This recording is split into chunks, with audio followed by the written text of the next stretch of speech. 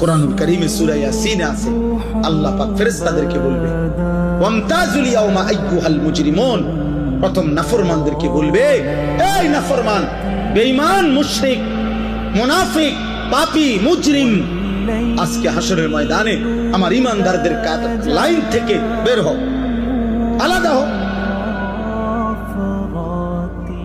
ফেরেশতারা বলবে, আল্লাহ নাফরমান চিনবো কেমনে? আল্লাহ বলবেন ইউরাফুল মুজরিমুনা বিসীমাহুম, প্রত্যেক পাপের চিহ্ন আমি আল্লাহ তার চেহারার মধ্যে ভাসিয়ে দেব, তোমরা যাও। গেলেই দেখবা চেহারায় কম্পিউটারের মনিটরের মতো, স্ক্রিনের মতো তার চেহারার মধ্যে সুদের চিহ্ন, ঘুষের চিহ্ন, চুরির চিহ্ন, ডাকাতির চিহ্ন, জিনার চিহ্ন, ব্যভিচারের চিহ্ন, নগ্ন নারীর চিহ্ন, হারাম দৃশ্য, হারাম গুনাহ আমি তার চেহারায় ভাসায় দেব।